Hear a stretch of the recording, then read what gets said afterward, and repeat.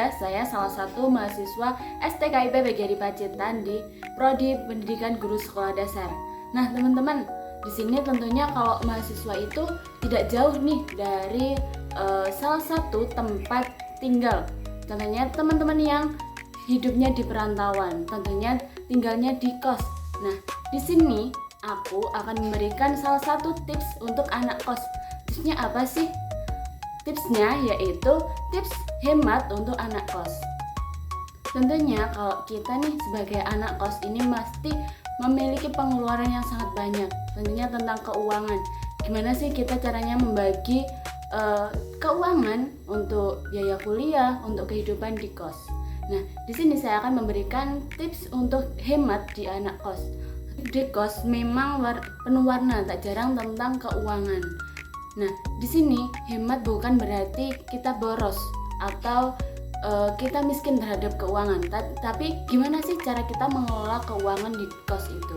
Nah, di sini ada beberapa tips untuk teman-teman yang hidup di kos. Yang pertama yaitu kenali musuh utama. Musuh utama itu apa ya? Musuh utama itu yang pertama lapar mata. Contohnya saja kita harus kenali kita itu kebutuhannya apa.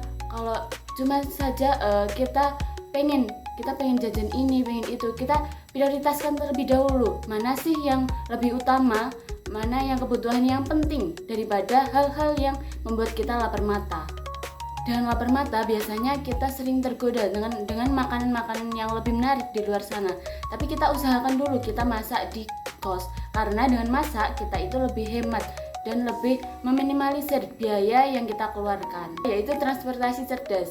Jadi teman-teman kalau tempat tinggalnya atau kosnya itu dekat kampus, usahakan kita menggunakan sepeda atau sepeda ontel yang kita mengayuh sendiri, atau kita bisa dengan jalan kaki. Kita nggak usah keluarin biaya untuk beli bensin, karena kita bisa jalan kaki dari jarak kos dengan jarak kampus itu yang dekat. Jadi kita usahakan pakai jalan kaki aja, nggak usah pakai kendaraan bermotor, karena itu kita harus mengeluarkan biaya untuk membeli bensin. Yaitu memanfaatkan fasilitas kos dengan bijak.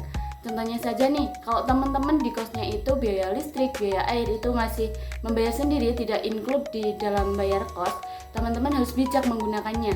Contohnya saja, matikan lampu ketika tidak digunakan, atau waktu siang ini diusahakan lampu itu dimatikan, atau dengan waktu ditinggalkan ke kampus atau kemana, usahakan lampu di dalam kos itu dimatikan. Yang kedua, ketika air yang tidak digunakan itu matikan. Kita keluar dari kamar mandi itu harus dimatikan. Ingat ya teman-teman, boros itu pangkal dari buntung. Jadi kalau ketika kita boros itu pasti pengeluaran kita semakin banyak. Yang keempat, prioritaskan kebutuhan bukan keinginan. Jadi teman-teman harus tahu nih mana nih kebutuhan dan juga mana keinginan. Sebelum membeli sesuatu, tentunya kita tanyakan kepada diri sendiri, kalau kita membeli ini hal penting apa enggak ya? Ini dibutuhkan apa enggak ya? Jadi kita pertimbangkan mana kebutuhan, mana keinginan. Contohnya saja kalau kita tentunya sebagai mahasiswa itu pasti pengen nih ganti-ganti baju. Jadi tapi kita harus menanyakan kepada diri kita sendiri, ini itu penting enggak sih? Kalau dibandingkan dengan kita membayar kos, pasti tentunya kita lebih mementingin untuk membayar kos daripada harus membeli baju seperti itu.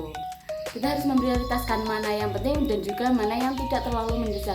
Jadi kalau yang tidak terlalu mendesak itu kita usahakan untuk lain waktu atau lain kesempatan untuk kita membelinya. Yang kelima yaitu cari teman seperjuangan untuk berbagi. Jadi kalau teman-teman di kos itu tentunya tidak hidup sendiri, pasti ada tetangga, meskipun di kos di dalam kamar itu sendiri tapi memiliki tetangga.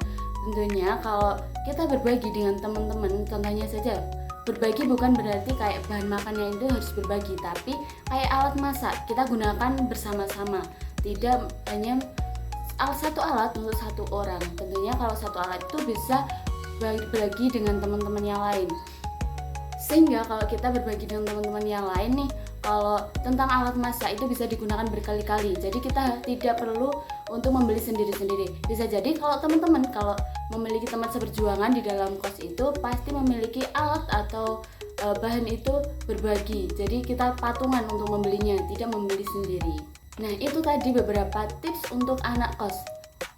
Ingat ya teman-teman, hemat bukan berarti kita miskin, tapi hemat itu adalah salah satu kunci kita untuk mandiri. pengelolaan keuangan yang baik, tentunya kita pasti bisa untuk meraih cita-cita dan kita sebagai manusia yang mandiri. Mungkin itu tips dan trik untuk kita sebagai anak kos.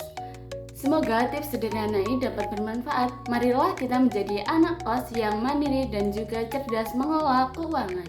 See you next video. Bye-bye.